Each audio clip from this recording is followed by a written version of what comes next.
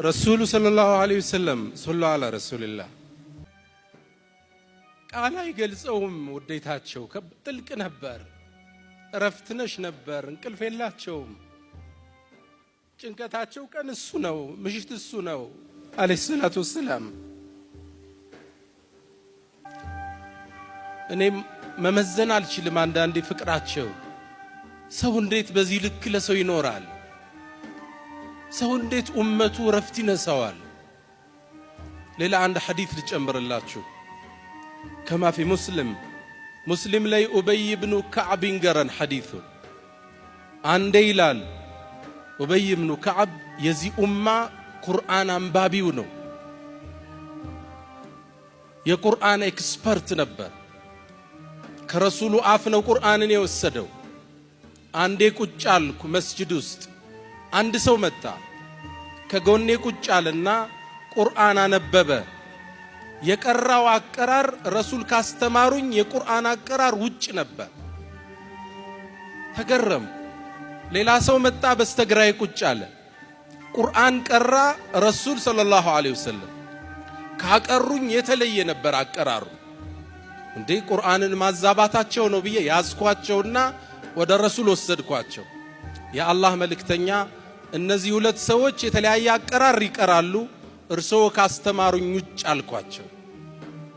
ከዛም ነቢዩ አለይሂ ሰላቱ ወሰላም ምን ሀዲህ ከፈለጋቸው ውስጥ ሳያጣሩ አይፈርዱም፣ ቅሩ አሏቸው። ሁለቱም ቁርአን ቀሩ። ልክ ሲቀሩ ፈሐሰነ ሐለሁማ የሁለቱንም አቀራር አጸደቁ። የኔም ትክክል ነው የነሱንም ትክክል ነው አሉ።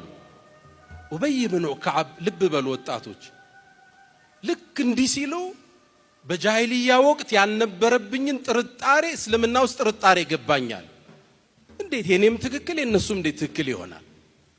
ልክ ረሱል የሸይጣን ውስዋሴ እንደከበበኝ ሲያውቁ ደረቴን ቸብ አደረጉኝ፣ መቱኝ ደረቴናል።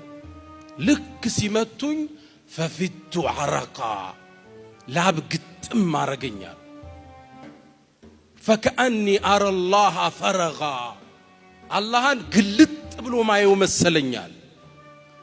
በአንድ ቸብታ የሸይጣንን ወሳዊስ ግንብ አመድ አደረጉት። ረሱል ሰለላሁ ዐለይሂ ወሰለም ለቀቀኛል።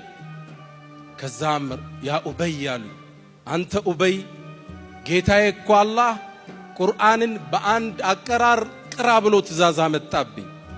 ጌታዬ አልኩ፣ ጌታዬ ኡመቶች ደካማ ናቸው፣ ሌላ ማቀራር ይጨምራቸዋል። እሺ በሁለት ሐርፍ ቅራ አለኝ። ጌታዬ ኡመቴ ደካማ ናቸው፣ ሌላም ይጨመራቸው። ጥያቄያቸው እንደማይቆም አዛኙ ጌታ ያውቃል። ያ ሙሐመድ በቃ ኡመቶችህን በሰባት አይነት አቀራር እንዲቀሩ ፈቅጃለሁ አለ። ጭንቀት ለኡማው።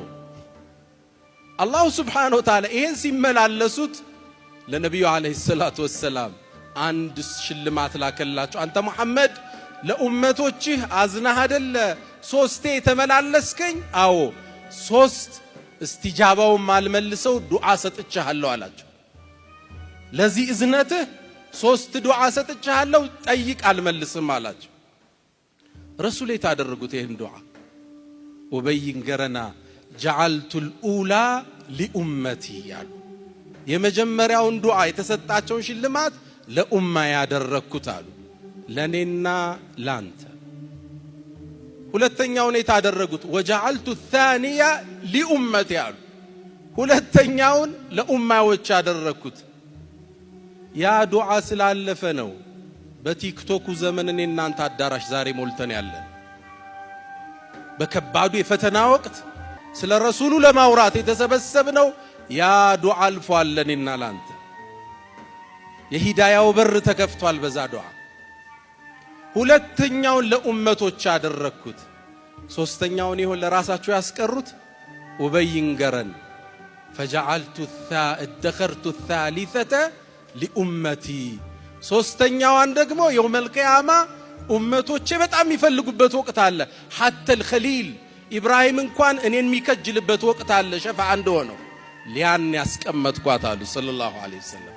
اللهم صل وسلم على نبينا محمد። የኛ ሙሐባ ተደምሮ ሚዛን ላይ የረሱሉ መሐባ አንድ ሚዛን ላይ ቢቀመጥ የእርሳቸው ሚዛን ይደፋል።